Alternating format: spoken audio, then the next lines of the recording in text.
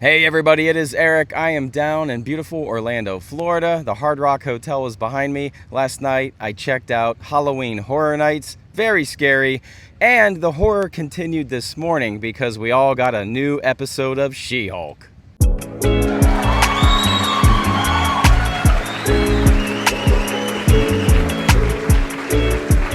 All right, my friends, episode 6. It's called Just Jen. It's 29 minutes in length, which means it's way too long.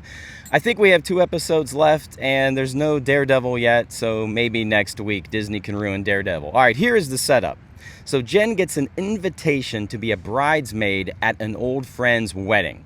This friend is named Lulu. She's a high school friend. She's not a very good friend, but Jen's gonna go. She-Hulk's gonna go. And Jen tells us, if you think a self-contained wedding episode is happening at an inconvenient time this season, you're right, because that's how weddings are. Oh, man. And she also tells us that she is going to look great. But in the next scene, she's like walking in this blue dress to the wedding rehearsal, like in slow motion to the rap music. And I think she looks ridiculous. Apparently, this is a dress that our friend Luke, who we met in the last episode, made for her. But I don't know, it's not sexy. You know, I like my superheroes, men or women, to look sexy. Do you know what I'm saying? Guys should be jacked and women should be kind of hot. Sorry, no offense.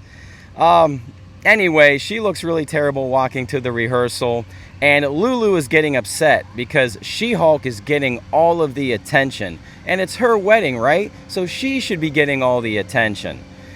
I don't know, is this how women are? I mean, what does this show say about women? It blows my mind. This is written by women, produced by women, and they just make, I don't know if they put women in the best light. Anyway, She-Hulk, or Jen, promises to stay Jen at this wedding. She promises, okay, I won't come as She-Hulk and take your attention. I will stay as Jen. All right, then we cut back to Jen's law firm, and Nikki and Mallory are covering for her. They are representing Mr. Immortal in a divorce. And Mr. Immortal, he tells us to get out of a divorce, to avoid conflict, that kind of thing. He just kills himself to avoid communicating with his partners.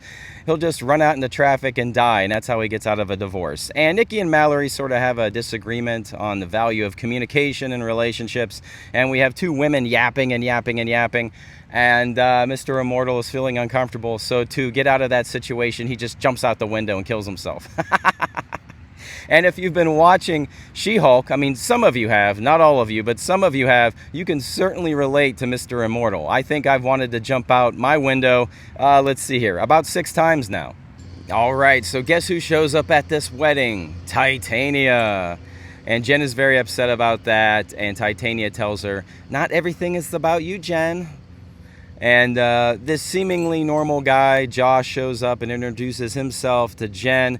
I don't know. The writing is sort of decent for about 30 seconds. What's up with Josh? He seems normal, but I don't know. I have my doubts. A normal guy on this show? I don't know about that. Back at the law office, we have Mr. Immortal's wives and ex-husband. They're there for a mediation to settle all the divorce disputes. And one of the wives says that she learned about Mr. Immortal's pattern of getting out of these marriages through this website called Intelligentsia. And she says it's a site for hateful man babies. They talking about me?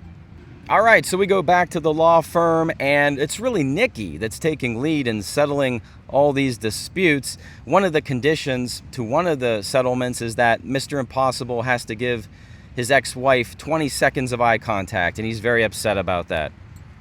Mallory compliments her, saying she's unconventional but excellent.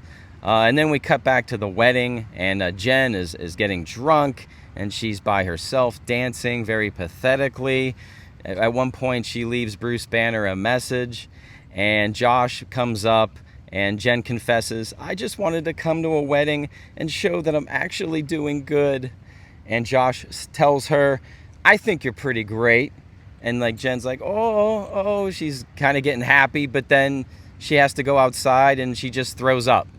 All right, so when Jen is outside throwing up, Titania shows up and sucker punches her. Apparently, Titania's been waiting for this opportunity, and Titania says, "Turn into She-Hulk. I want to fight She-Hulk. This is no fun." So Jen has trouble at first. Why? I don't know. She was drinking. I don't know. I don't care. She eventually turns into She-Hulk. They have a fight, sort of, not really. It's so brief, but then it does come back inside onto the dance floor where there's like a brief fight to the electric slide. But Titania is going to slip on something, land on her face, smash her teeth, get a black eye. People are taking pictures. She knows it's going to be on Instagram. She's embarrassed, and so she just runs away. And then we have Lulu coming up to She-Hulk, and we're thinking, oh, Lulu's going to be mad because She-Hulk ruined her wedding and took all the attention.